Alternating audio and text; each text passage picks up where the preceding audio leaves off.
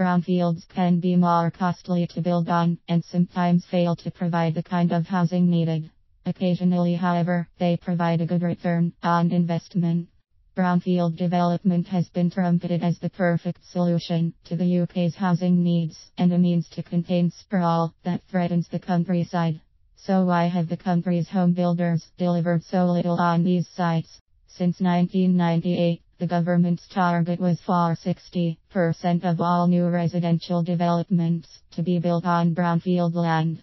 A 2006 statement, Planning Policy Statement 3, PPS 3, reiterated that goal, with renewed pressure on local planning authorities to actively incorporate brownfields into local plans. By 2008, the Department for Communities and Local Government called for a national brownfield strategy in the report Securing the Future Supply of Brownfield Land that outlined ways to remove regulatory obstacles as well as to encourage non-residential development of some brownfields, e.g.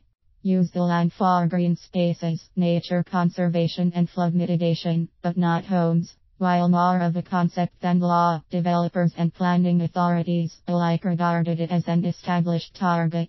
Some brownfield sites are in development on a significant scale.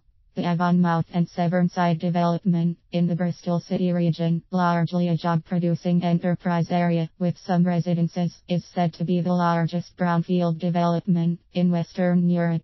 At Bishopton in Renfrewshire west of Glasgow, a 1,000-hectare site that formerly contained the Royal Ordnance Factory is proposed for redevelopment with 2,500 homes. Eric Pickles, Secretary of State for Communities and Local Government, believes there is collectively 5,000 hectares of brownfield property on which 200,000 homes could be built. Yet brownfield lands have not had a crush of development in this time. This is due in part to the recession that began in late 2007. Since then, a credit crisis has gripped much of the country, disallowing younger people to get loans to purchase homes, subsequently addressed by various government schemes, such as the Help to Buy program. But other factors have gotten in the way as well. According to an overview of the National Brownfield Strategy, published by politics.co.uk, these include: brownfields take too much time.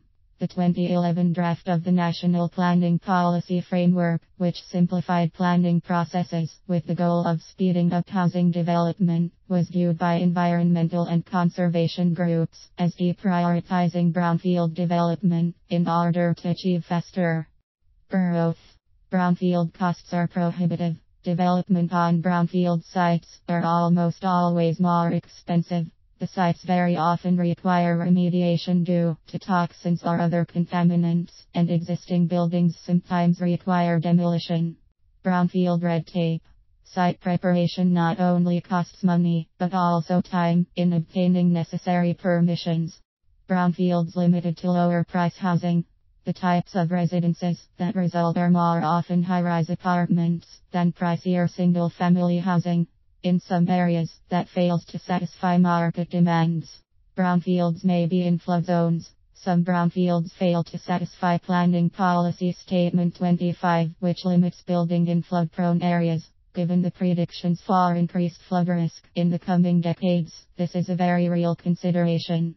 It takes skilled real estate specialists to identify where barriers can be overcome and where the market demand for housing is great enough to overcome the obstacles. Non-specialists with cash to invest should speak with an independent financial advisor to help sort through these questions.